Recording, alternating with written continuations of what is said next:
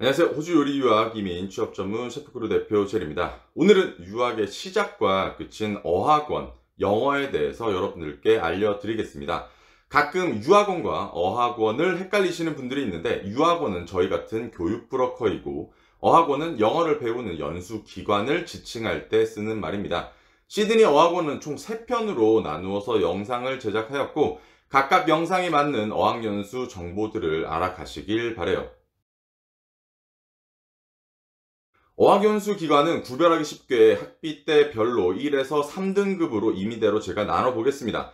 현재 코로나 기간 동안 학생들이 많이 없었을 때 프로모션을 많이 해서 학비가 낮춰져 있는 상황이긴 하지만, 3월달부터는 거의 모든 어학원에서 학비 인상이 벌써 결정되었기 때문에 이전의 기준으로 설명을 해드리겠습니다. 1등급 어학원은 주당 학비가 약 한 380에서 400불 이상으로 시설이 굉장히 깔끔하고 위치가 엄청 좋습니다. 대부분은 시티라고 불리는 시드니 정중앙에 위치해 있기 때문에 교통편도 아주 좋죠. 학교의 명성이나 재정 상황이 좋아서 망할 이유가 전혀 없는 기관입니다. 제가 왜 망하는 이 말을 왜 해드리냐면, 2, 3등급 어학원 중 많은 학교가 코로나 기간 재정 문제로 파산하거나 문을 닫았습니다. 그 피해는 학생들과 유학원이 그대로 받게 되었던 거죠. 그래서 여유가 있으시다면 1등급 어학원은 안 갈 이유가 없습니다. 가장 중요한 인종 믹스에 대한 것도 아주 중요한 포인트입니다. 한 반에 한국 사람이 80%가 넘는다고 생각을 해보세요. 어학연수 와서 별로 기분이 좋지 않으시겠죠? 유럽이던 남미건 아시아권이던 1등급 학교는 이런 인종 믹스를 잘 조절해서 한쪽으로 치우치지 않게 도와줍니다. 가끔 어학원에서 일본인들 단체나 한국인들 단체 학생이 우르르 몰려오는 곳도 그런 것도 있는데, 1등급은 그런 불상사와는 거의 이제 거리가 멀죠. 학업의 강도와 출석률과 과제에 대해서 굉장히 엄격한 기준을 가지고 있어서 공부 하나만큼은 억지로라도 하시게 될 겁니다. 2등급 어학원은 주당 학비가 약 250불에서 300불 선이고, 시설이나 위치도 1등급과 다를 바가 거의 없습니다. 단지 1등급은 세계적인 체인인 그룹인 반면, 2등급은 호주 내에서의 그룹이거나 독립적인 기관이 대부분이죠. 그래서 간단하게 1등급은 스타벅스, 2등급은 탐앤탐스 정도로 비유하시면 될 것 같습니다. 많은 요리 유학생들은 2등급을 선택하시고, 유니버시티나 르꼬르동블 같은 학비가 비싼 곳을 선택하시는 분들은 1등급을 선택하시죠. 현재는 1등급도 2등급까지 학비가 떨어졌기 때문에 3월 이전에 미리 예비 등록을 하시면 조금 저렴한 가격으로 등록하실 수 있다는 거 알아두시길 바랍니다. 3등급은 주당 학비가 약 150에서 180불 선이고, 보통 워킹 홀리데이 학생들이 일을 하기 전 어학의 목적으로 많이 선택하시거나, 퀄리티 상관없이 저렴한 어학원에서 자유롭게 영어를 쓰고 싶은 분들이 선택을 하시게 되죠. 학비가 저렴한 만큼 시설이나 위치가 좋지 않은 경우가 많습니다. 동남아 학생들과 남미 학생들이 많이 있어서 오히려 외국에 온 분위기가 더 나고, 저도 분위기가 나쁘지 않았었던 걸로 기억합니다. 다만 대학을 목적으로 하는 학생들이 많이 없을 수도 있고, 한 국가의 학생들이 몰릴 수 있다는 사실 때문에 학업의 분위기는 잘 나지 않을 때도 있지만, 사실 영어 교육 기관으로서의 역할은 충분하게 한다고 생각합니다. 종합해 볼 때 여유로우시면 1등급 어학원을 안 갈 이유가 없으며, 대학이나 컬리지 입학을 앞두고 있으면 2등급이 가성비 면에서는 최고이고, 3등급은 일반 어학연수 혹은 워킹홀리데이 하시면 후회 안 하실 교육기관입니다. 어학연수 기관을 고를 때 주의하셔야 할 점들을 알려드리겠습니다. 저희 유학원 같은 경우 요리 호텔 유학에 집중을 하고 있기 때문에 요리학교 혹은 호텔학교와 연계되어 있는 곳들을 중심으로 알려드리죠. 이 중에서 앞서 언급했던 예산에 맞춘 등급이 정해지면 그 등급 안에서 가장 싸고 가장 프로모션이 높이 나와 있는 기관으로 저희는 소개시켜 드려요. 일반 유학원에서는 여러 어학원들을 소개시켜 드리겠지만, 어학연수만을 목적으로 하신다고 해도 컬리지나 대학교 입학을 위한 학생들이 많이 가는 곳으로 소개시켜 달라고 하시면 됩니다. 어학연수 기관 중에서 제일 비싼 곳을 갔다고 해서 영어를 더 잘 배우고 실력이 다른 곳보다 더 느는 건 아니에요.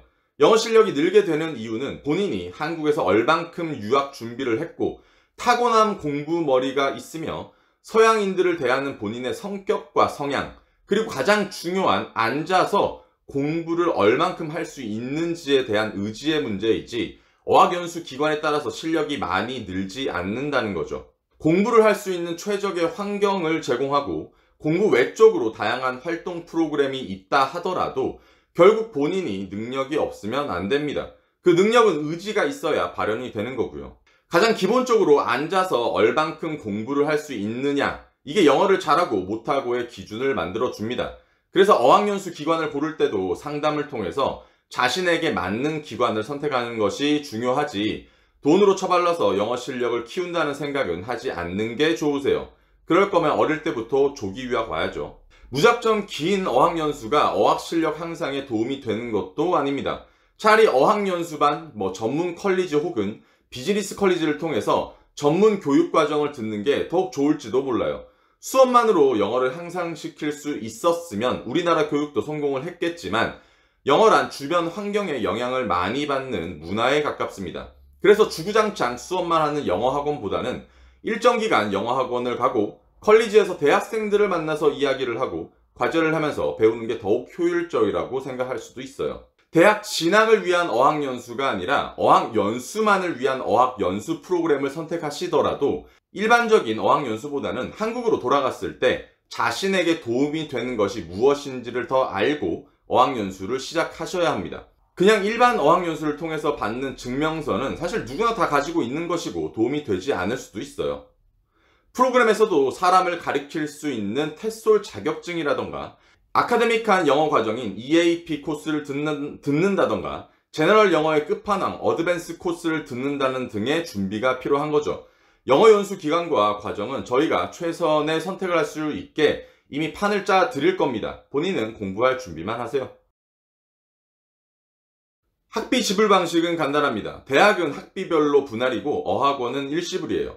각 어학연수 기간마다 조금씩 차이는 있지만 30주에서 40주 이상 어학원을 등록을 장기로 하시게 되면 2번으로 나눠 내시는 거를 허락해 주지만 어학연수 비용은 원래 한 방에 내시는 게 깔끔해요. 제가 호주 17년 차입니다. 가장 기억에 남는 순간이 있다면 어학연수 했던 그 7개월이죠. 가장 걱정 없고 큰 고민 없이 경쟁 없이 동료들과 외국인들과 놀 수 있었던 시간이었죠. 마치 대학교 1학년 때와 같은 느낌이지만 선배들이 없는 그런 느낌이랄까. 하지만 공부도 진짜 엄청 했습니다. 사실 이제 부유하게 오시는 학생들 사이에서 내가 해야 되는 건 노력밖에 없구나 라는 걸 깨닫게 되었던 시기였기도 해요. 3시에 학원 끝나면 고3 때도 안 했었던 예습 복습도 하고 했습니다. 자기 전에 못 알아들어도 영어 라디오는 귀에 꼽고 살았었죠. 그런데 어떤 분들은 어학연수를 가서 외국인들이랑 놀고 같이 살고 해야지 영어가 더 늘지, 앉아서 공부해서 영어 할 거면 한국이랑 다를 게 뭐가 있냐라고 하시겠죠. 물론 놀기도 많이 놀았죠. 바다와 자연에서 무료로 돈 안 쓰고 힐링하면서 공부 스트레스와 외로움을 많이 날려버렸습니다. 주말에 가끔은 소주 먹으러 친구들하고 나갑니다. 클럽 가서 신나게 놀거나 노래방 가서 일본 친구들이랑 엔들레스 레인 부르고 그럽니다.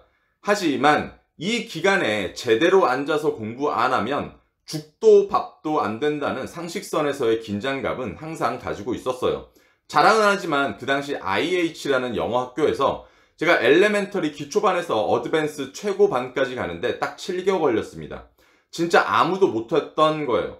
그렇게 해도 대학 가니까 수업의 반도 못 알아들었었습니다. 특히나 요리대학에서 영어를 한마디도 못하는 사람도 많다는 걸 알고 저는 굉장히 충격을 받았었습니다.